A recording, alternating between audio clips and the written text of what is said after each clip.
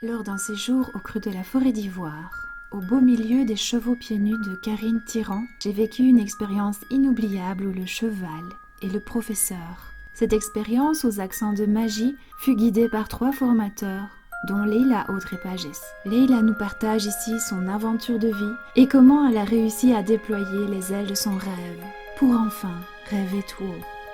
Je suis photographe et réalisatrice de documentaires et je travaille avec les chevaux.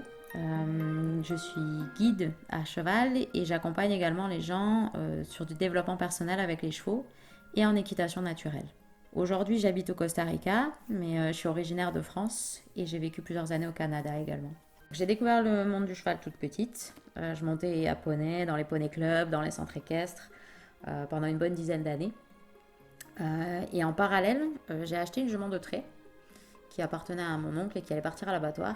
Et j'ai vraiment développé une relation avec elle très différente de ce que je faisais dans les centres équestres. Donc, en même temps que je montais dans les centres équestres et où on m'apprenait à contraindre le cheval, à être le boss, en fait, à côté de ça, je montais une jument de 600 kilos en petit licol et accru et je n'avais aucun souci pour l'arrêter ou pour me faire comprendre. Donc là, plus ça allait, plus je me suis dit, il y a une incongruence en fait, enfin, il y a quelque chose qui ne fonctionne pas.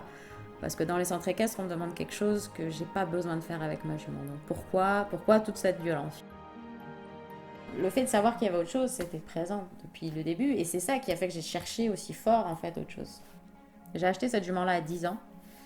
Et ouais, plus ça allait, plus je me suis dit. Il y avait quelque chose de très naturel, très simple. On partait en balade dans les bois toutes les deux. J'ai remarqué qu'avec elle, dès que j'allais près d'elle, toutes mes émotions ressortaient très très fort. Il y a des choses que j'exprimais jamais et je ne comprenais pas ce que c'était. C'était comme un torrent d'émotions qui ressortait dès que j'étais en sa présence. Mais je savais qu'il y avait autre chose, quoi. Autre chose que juste monter un cheval, lui mettre un mort dans la bouche et lui dire quoi faire. Voilà. Donc de 10 à 18 ans, j'ai évolué en parallèle dans les centres équestres et avec cette jument-là et en faisant deux choses complètement différentes. Et dans les centres équestres, j'ai commencé à faire de la compétition, etc. Et là, en fait, j'ai perdu tout intérêt pour le cheval. Enfin, pas pour le cheval, j'ai perdu tout intérêt pour ce type d'approche. Sauf que en France, en tout cas, j'ai pas trouvé d'alternative. Donc petit à petit, je me suis désintéressée. Plus ça allait, plus le moment d'aller au centre équestre, c'était plus un moment de bonheur. Parce que je savais que j'avais passé mon temps à me poser des questions sur les épaules en dedans, et les quatraines, et bidules, et ta position, et tout. Et voilà, c'était pas intéressant, quoi. T'as l'impression de prendre une moto. En plus, t'arrivais, tu prenais le cheval dans le box comme une moto au garage, tu montais dessus, tu faisais tes petites affaires et puis tu le remettais au garage, quoi. Sauf que quand tu cherches une alternative, il n'y en a pas forcément, ou en tout cas, elles sont dures à trouver. Donc, moi, ça a été mon impulsion pour faire ce film, parce que j'ai trouvé ça très dur de trouver de l'info, et en fait, j'ai été émerveillée de découvrir tout ce qui existait, et qui était très différent, qui était beaucoup plus dans la sensibilité, dans la douceur, dans le respect du cheval. Et donc, j'ai envie que les gens puissent savoir que ça existe. J'ai fini par abandonner le milieu du cheval en fait parce que je n'y trouvais plus mon compte. Je trouvais que c'était très violent et très décalé par rapport à ce que je vivais avec ma jument. Donc j'ai complètement abandonné ce milieu-là à regret parce que je voulais en faire ma vie. J'ai changé de milieu, je me suis dirigée vers le monde de l'audiovisuel.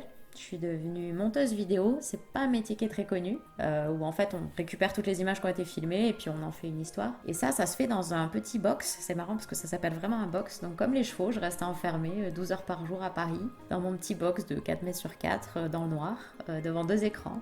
Pendant tout ce temps-là, j'y ai passé 4 ans et je me disais, mais qu'est-ce que tu fais là, quoi? C'est pas la vie dont tu rêvais, j'étais loin de la nature, j'étais loin des chevaux. J'étais stressée. Vraiment, ce monde urbain m'agressait énormément et je voyais pas d'alternative. Mais j'avais toujours ce rêve-là d'être près des chevaux et plus ça passait et plus je me disais, mais non, tu peux pas, c'est fini, c'était un rêve d'enfant, là là, mais maintenant il faut faire taire cette petite voix-là. Et ça voulait pas se taire. Donc je me disais, ben, au moins je gagne bien ma vie, donc je pourrais me payer l'aventure à un moment donné. Et je me suis rendu compte que c'était pas une histoire d'argent, parce que même quand j'ai eu de l'argent sur mon compte en banque, je franchissais pas le pas. Et je me disais, oui, mais probablement qu'il me faudrait un peu plus, parce que si jamais, blablabla, on s'en fait toute une histoire. Et un jour, j'ai franchi le pas. Il y a eu un jour de trop où j'ai dit bon, ben là, je prends mes bagages et je pars. Et je suis partie un an au Canada. Alors, le fait de me dire que je partais pour un an, c'était un peu plus facile que de me dire que je pars pour toujours. Mais je suis jamais revenue finalement. Je tentais tranquillement de revenir vers le milieu des chevaux.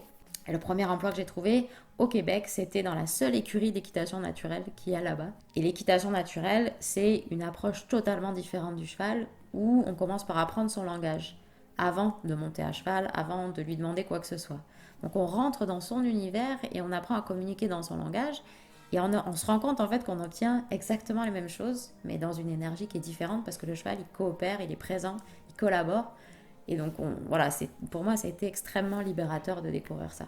Dans l'équitation traditionnelle, on va te dire, on apprend au cheval des choses. L'équitation naturelle, on apprend du cheval. Donc du coup, ça crée une espèce de balance où on apprend aussi au cheval à vivre dans notre monde humain parce qu'on leur impose un monde humain qui n'est pas le leur. On a souvent tendance à oublier qu'ils ne vivent pas dans les conditions dans lesquelles on les met. On les met, pour la plupart du temps, en box. Même quand ils sont en prairie, on les met dans des conditions qui ne sont pas naturelles. On utilise souvent des fers aux pieds qui ne sont pas quelque chose de naturel. On leur met un mort dans la bouche, c'est pas naturel. Ne serait-ce que de se faire toucher quand on les soigne. On les touche partout, c'est pas quelque chose qui est normal pour eux. Leur apprendre déjà à être serein dans cette vie-là qu'on leur impose, qui est notre vie humaine, c'est déjà un gros travail. Mais apprendre à le faire en parlant leur langage, c'est une énorme différence. Parce que du coup, on a une notion de confiance qui arrive. On passe de la domination à la confiance.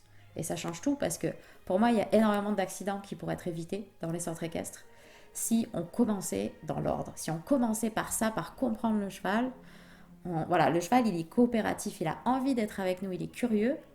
Donc si on le respecte et on lui parle dans son langage, bien sûr que voilà, qu'il y a des choses magiques qui se passent et qu'on avance et qu'on atteint des sommets de communion et d'harmonie qui est ce qu'on cherche finalement.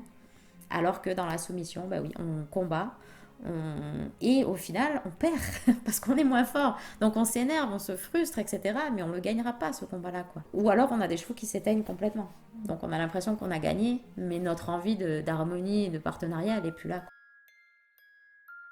En fait, il y a deux choses. Déjà, il y a une partie qui est plus équitation naturelle. Donc là, où on est vraiment dans l'équitation, apprendre le monde du cheval.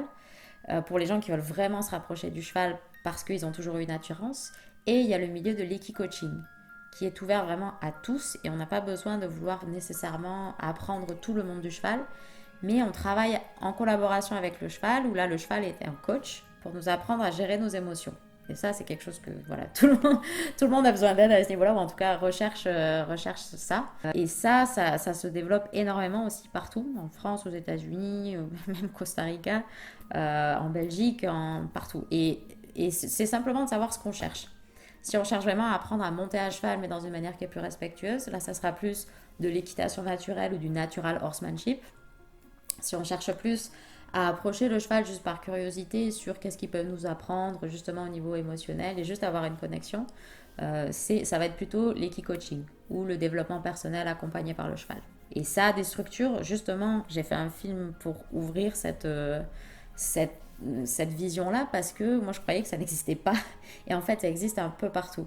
Donc si on recherche avec ces mots-là, avec ces mots-clés, sur internet, donc déjà on a le très beau lieu où on vient de vivre un stage qui est voix et équilibre chez Karine Tyran, où là on parle d'approche sensible du cheval. Donc là je trouve que ça rejoint assez bien les deux parce qu'on apprend à rentrer dans le monde du cheval et on laisse le cheval nous apprendre sur les émotions et sur nous-mêmes. Donc ça c'est une belle communion de ces deux approches. Il y a aussi l'approche Epona Quest qui a été créée par Linda Kohanoff aux États-Unis, mais aujourd'hui elle forme beaucoup d'instructeurs en France, dont Sylvain Gillier-Hims qui était avec nous sur le stage et qui est en région parisienne avec sa structure Requintessence. Et puis voilà, dès qu'on cherche, donc des instructeurs Epona Quest, il y en a un petit peu partout, mais il y a d'autres méthodes aussi d'équi-coaching, il n'y a pas que celle-là. Mais l'équi-coaching se développe de plus en plus et même dans les entreprises, de manière assez surprenante parce que les chevaux nous apprennent énormément sur le leadership, sur le travail en groupe, parce que les chevaux ils vivent en troupeau, donc ils nous apprennent comment collaborer, comment être un bon leader, comment connaître aussi ses points forts et ses faiblesses, comment se placer dans un groupe, comment vivre ensemble. Donc ça se développe de plus en plus avec des très très bons, avec un beau succès. Mon intention, c'est vraiment de montrer qu'on peut vivre ses rêves, parce que moi c'est ce que je vis aujourd'hui grâce aux chevaux et grâce à ce pas à un moment donné que j'ai fait de partir à l'aventure et de laisser les chevaux guider le voyage. Et ça, c'est vraiment de la magie à l'état pur parce que je pense que même mes rêves d'enfant les plus fous n'allaient pas imaginer ce que je pouvais vivre aujourd'hui. Donc ça, c'est vraiment merveilleux et c'est de la magie à l'état pur pour moi. Et cette magie que je vis au quotidien, ça ne veut pas dire que je suis dans la joie et l'émerveillement tout le temps. Et je m'émerveille des choses difficiles. Donc ce parcours, il a été fait de plein de moments difficiles. Et d'ailleurs, dans le film, on voit, je parle du fait que je fais un burn-out. Voilà, j'ai plein de questionnements, je sais pas, j'ai des chevaux qui s'échappent en courant parce qu'ils veulent plus me voir. Tout ça, ça fait partie, oui, de l'émerveillement, mais je veux éviter en fait de dire aux gens, si vous franchissez ce pas-là, ça va être merveilleux partout et la magie est là partout.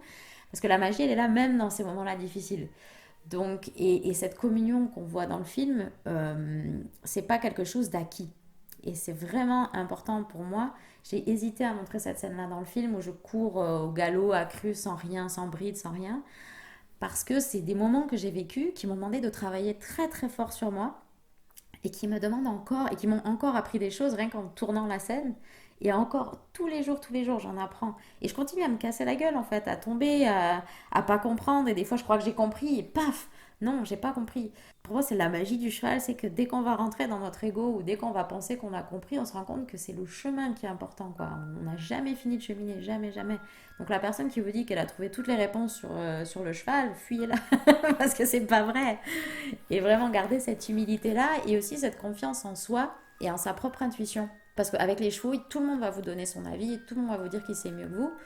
Mais en fait, on a énormément de réponses en nous et c'est dur de faire confiance à ces réponses qu'on a en nous parce que on a beaucoup d'influence extérieure. Et surtout quand on est dans ce milieu-là du cheval, et surtout quand on a un cheval, mais même quand on monte dans une structure où on va nous dire oui, mais ça c'est bon pour le cheval, ça c'est pas bon, pourquoi tu fais ça, mais t'es folle. Voilà, on va recevoir tout un tas de jugements et de critiques qui sont un peu durs à vivre et du coup c'est dur de garder cette confiance en soi, de se dire non mais je sais où je m'en vais et que le cheval aussi a les réponses. Donc nous et le cheval, on a les réponses. Donc c'est très important de se former et d'être bien entouré, mais il faut être sûr que ça reste dans la bienveillance et surtout qu'on est respecté dans sa propre intuition et continuer à se faire confiance. Et rester dans cette vulnérabilité-là, c'est là que la magie arrive justement. Parce que tu es prêt à tout, c'est-à-dire que tu vis plus dans cette peur-là, tu ne te protèges plus de tes peurs.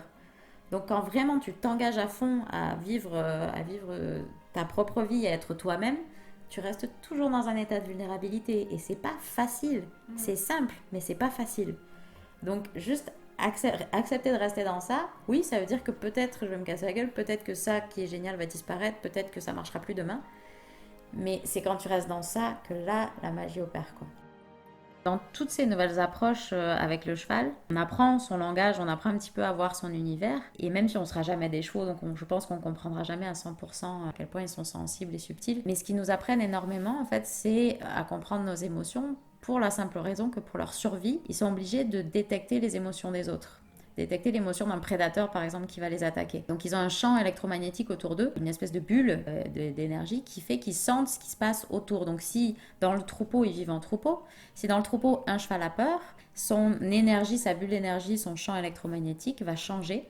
On va sentir la peur et le cheval d'à côté va le percevoir. Et ça fait comme une onde de choc. Donc c'est comme ça qu'on peut voir des chevaux qui sont en train de brouter et tout d'un coup on a l'impression que c'est instantané, tous les chevaux partent en courant dans le même sens. Pour la simple raison qu'il y en a un qui a vu le danger, qui a eu peur et tous les autres ont suivi ce champ électromagnétique. Donc pour eux, c'est vraiment quelque chose de naturel de sentir l'émotion et l'énergie de l'autre. Donc nous, quand on s'approche du cheval, c'est comme un scanner, il sait déjà à distance ce qu'on ressent. Est-ce qu'on est en colère, est-ce qu'on est triste, est-ce qu'on a mal quelque part? Il le sait. Mais lui, à la différence de nous, il ne le juge pas. C'est juste un état de fait. Ok, tu es dans cet état-là. Sauf que comme on a pris l'habitude de cacher nos émotions, nos faiblesses, etc. Pour lui, ça fait pas de sens. Ça peut lui faire un peu peur ou le rendre nerveux parce que les seuls qui cachent leurs intentions et leurs émotions, c'est les prédateurs. Et nous, en plus, on est prédateurs. On est prédateurs et proies. Donc le but, c'est pas de cacher notre état de prédateur ou de cacher nos états qu'on juge négatifs. C'est simplement d'en avoir conscience. Et Karine, elle dit un truc magnifique, c'est exactement sa philosophie. Karine Tirant, elle dit, de toute façon, le cheval, il va nous accueillir. Donc c'est pas de dire, je dois être très centré et parfait. C'est de dire, j'arrive avec ça. Voilà, j'arrive avec cette émotion, avec cet état-là. Et pour le cheval, ça fait du sens. Et lui, il n'a aucun problème à nous accueillir. On peut être triste, en colère, frustré, peu importe. Ok, t'es là avec cet état-là, super. Donc, juste pour nous, ce gros travail-là d'en prendre conscience, c'est énorme. Et ça nous aide énormément parce qu'il va nous le renvoyer en miroir tout le temps. Donc si on n'est pas conscient, et ça arrive beaucoup, comme on a pris l'habitude de le cacher, on n'est pas conscient de nos émotions, de notre état, le cheval va nous le montrer. Donc du coup ça nous permet d'en prendre conscience, de dire oui t'as raison, en fait maintenant que tu le dis, oui j'étais en colère et je voulais pas le montrer, ok. Et ça, pour nous, c'est une grosse libération parce que il y a un message derrière ces émotions. Il y a une raison d'être à ces émotions-là. Et nous, on se dit juste, c'est un truc un peu encombrant. Mais en fait, non, il y a une vraie raison d'être. Donc, c'est en tout ça qu'ils peuvent nous aider. Prendre conscience de notre langage non verbal, qui représente 90% de notre communication, ce qui est énorme. Et comme eux, entre eux, ils ne parlent pas, ils communiquent uniquement dans le non-verbal. Donc, c'est des maîtres vraiment à ce niveau-là. Les chevaux, pour moi, que ça soit dans l'approche d'équitation naturelle, d'équicoaching ou toutes ces nouvelles approches du cheval, c'est de laisser le cheval nous apprendre sur notre langage non-verbal, sur nos émotions et de nous aider en fait à évoluer. Toujours dans la bienveillance, parce que les chevaux sont d'une extrême bienveillance envers nous. Quand on donne une voix au cheval, on peut aller assez loin. Costa Rica, on a 2 instructrices, Epona Quest, Debbie Draves et Sally Nielsen, qui ont inventé un petit exercice qui s'appelle le horse picking, donc le choix du cheval. Et le cheval choisit la personne avec qui il va travailler pendant un stage d'1 semaine. Donc pour ça, on a des participants qui sont les yeux bandés, assis en cercle, et on amène on amène les chevaux un par un, tenus en longe pour des raisons de sécurité et aussi de temps, parce qu'en fait, quand ils sont en liberté, ils vont choisir des personnes, mais ça peut prendre très longtemps, parce que la notion temporelle du cheval est très différente de la nôtre. Donc souvent, nous, on les amène en longe, mais la personne qui tient le cheval s'assure d'être très très neutre, et le cheval fait le tour des personnes, c'est très intéressant à observer. Le cheval fait le tour du cercle, et parfois ne choisit personne, et parfois va s'arrêter, regarder, et montrer très clairement s'il choisit ou pas cette personne-là. Ça peut être en le touchant, ça peut être simplement en commençant à méditer et en ne voulant plus bouger. On a plein de signaux différents, donc c'est quand même important de savoir lire un peu le comportement du cheval pour pouvoir faire cet exercice-là. Mais c'est très clair, et les chevaux comprennent très rapidement cet exercice-là, et c'est magnifique après quand le stage se déroule pendant 1 semaine. On comprend pourquoi ce cheval a choisi cette personne-là. Et souvent, c'est des questions d'affinité, de personnalité, de résonance, ça peut être de traumatisme ou de ce qu'on a vécu dans la vie, ce que le cheval a vécu. Mais c'est vraiment magnifique. La guérison, pour moi, est encore plus profonde pour la personne, ou en tout cas, l'évolution est encore plus profonde parce que le cheval sait qu'il peut aider cette personne-là en particulier et veut aider cette personne-là en particulier. Donc, quand on a des chevaux certaines semaines qui ne veulent pas aider les personnes, ils ont le choix de dire non. Donc, cet exercice, pour moi, est vraiment magnifique à vivre et à observer. Ouais, ce film, pour moi, il avait 2 objectifs. C'était de réunir les gens qui ont une vision différente du cheval, ou en tout cas qui aimeraient avoir une approche différente du cheval. Mais aussi, en fait, pour toutes les personnes que je peux rencontrer qui se sont enfermées dans une vie qui ne leur correspond pas, qui ne leur ressemble pas. Parce que pour moi, c'est un appel à la liberté, un appel à l'action et à se redécouvrir, quoi. Donc, j'espère que ce film, il peut être une inspiration pour les gens voilà, à aller au cœur de soi, en fait, à oser aller à la rencontre de soi et oser s'affirmer et être qui on est. Et ce que ça amène pour moi, ce que ça a amené, c'est vraiment voilà, de vivre mes rêves d'enfant, ce que je ne pensais absolument pas possible. Et c'est encore mieux que ce que je pouvais rêver. Donc, je souhaite à tout le monde que ça arrive. Et ça passe par le fait d'avoir un moment de courage où on se dit, allez, je me lance et je crois en moi, quoi. Et je crois en mes rêves.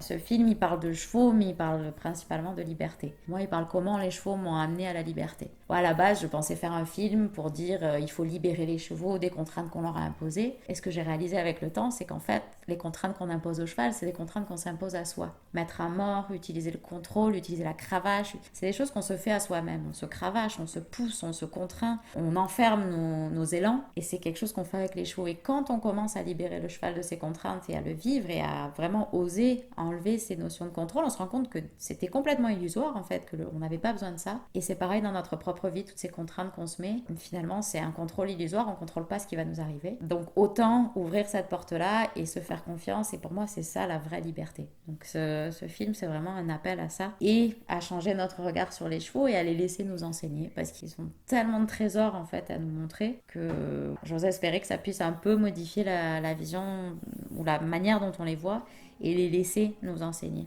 Donc le film il s'appelle Sans attache. On peut voir la bande-annonce sur le site sansattache.com, et il est projeté un peu partout en France, en Belgique, aux États-Unis, au Costa Rica. Pour les gens qui veulent organiser des projections, il suffit de contacter le formulaire sur le site Sans attache, le formulaire de contact, et simplement dire j'aimerais organiser une projection. C'est ouvert à tous. D'organiser une projection, ça peut se faire dans un lieu associatif, dans une structure équestre, dans un cinéma. Le but pour moi c'est vraiment que les gens se réunissent autour de ça et puissent le voir un petit peu partout. Et dans quelques mois, il sera disponible en ligne et en Blu-ray. Le petit mot de la fin, ça serait simplement un grand merci aux chevaux qui nous enseignent au quotidien et à toutes les personnes en fait qui œuvrent dans ce sens-là parce que c'est quelque chose de difficile. Il faut enfoncer beaucoup de portes et de croyances très ancrées. Merci à tous ceux qui essayent de faire ce chemin-là un peu plus loin vers les chevaux. Et merci à toi pour l'interview.